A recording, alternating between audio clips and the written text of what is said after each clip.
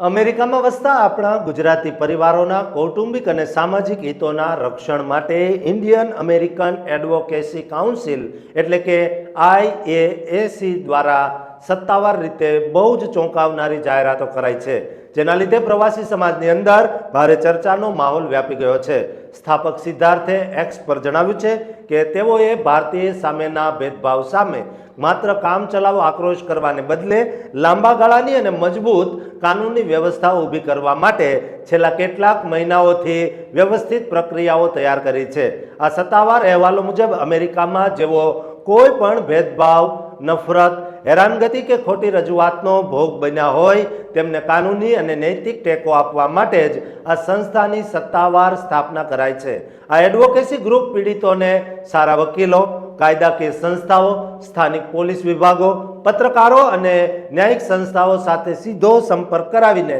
મદદ પહોંચાડે છે અને વેરીફાઈડ ફંડ રેઝરની સત્યતા તપાસીને તેને પ્રમોટ કરવાનું કામ પણ કરે છે. જ્યારે સંસ્થાની પારદર્શિતા અંગે સવાલો ઊભા થયા ત્યારે સંસ્થાએ ખુલાસો કર્યો કે તેઓ પીડિતોના સંવેદનશીલ દસ્તાવેજો અને કાનૂની કાગળો પર કામ કરતા હોવાથી દરેક બાબત જાહેરમાં બતાવી શકાય નહીં અને તેઓ સંસ્થાની વાહવાહી માટે પીડિતની પ્રાઇવસી કે ગરિમા સાથે ક્યારેય કોઈ સમજૂતી નહીં કરે. સંસ્થાએ 4 મુખ્ય કાનૂની હથિયાર લોન્ચ કર્યા છે, જેમાં પ્રથમ સાધન સ્ટોપ ઇન્ડિયન હેટ ટ્રેકર છે, જે અમેરિકામાં ભારતીયો વિરુદ્ધ થતી દરેક નફરત કે ભેદભાવની ઘટનાઓનો સત્તાવાર ડેટાબેઝ તૈયાર કરશે. જ્યારે બીજું મહત્વનું સંશોધન સાધન ઇન્ડિયન હેટ નેટવર્ક રાખવામાં આવ્યું છે, જે ઇન્ટરનેટ અને સોશિયલ મીડિયા પર ભારતીયો વિરુદ્ધ નફરત ફેલાવતી સંસ્થાઓ, નકલી એકાઉન્ટ્સ અને પ્રોપેગેન્ડા ચલાવતા ઓનલાઈન નેટવર્ક્સની પોલ ખોલશે. વળી ત્રીજું અતિ ઉપયોગી સાધન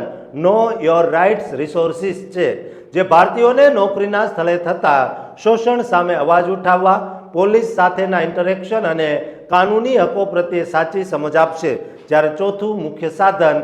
IAAC સબસ્ટેક છે, જેના દ્વારા નીતિ વિષયક સચોટ વિશ્લેષણ, પોલિસી કમેન્ટ્રી અને કાયદાકીય બાબતોની પળે પળની વિસ્તૃત માહિતી ગુજરાતી પ્રવાસીઓ સુધી સળંગ પહોંચાડવામાં આવશે. આ સંસ્થાના સંચાલકો અને તેના સ્થાપક સિદ્ધાર્થે સોશિયલ મીડિયા પર સ્વીકાર્યું છે કે આ સંસ્થા હજુ સાવ નવી છે અને ભવિષ્યમાં રિસર્ચ અને સિસ્ટમ્સ મજબૂત કરવા તથા સરકારી સંસ્થાઓ સાથે વધુ પ્રોફેશનલ ભાગીદારી વધારવા માટે બહુ જ મોટું કામ કરવું હજુ બાકી છે, જે ચાલુ મહિનાથી શરૂ થઈ ચૂક્યું છે અને આ મહિનાથી જ વિદેશમાં વસતા તમામ ભારતીયો માટે હિંમત અને જાગૃતિનો બહુ મોટો પાઠ સાબિત થયો છે. દોસ્તો, આપણા તમામ ગુજરાતી ભારતીયોને આ વિડીયો શેર કરજો, કારણ કે હવે તેની કાયદાકીય મદદ કરવા માટે એક નહીં પણ આખું વકીલોનું સંગઠન તૈયાર થયું છે અને મદદ કરવા હંમેશ માટે 4 બાબતો જે મુખ્ય કહેવામાં આવી તેના પર કામ કરી રહ્યું છે. તો આ વિડીયો એમને શેર કરજો જેમને મદદ મળી શકે અને આ ચેનલને સબસ્ક્રાઇબ કરવાનું ચૂકતા નહીં.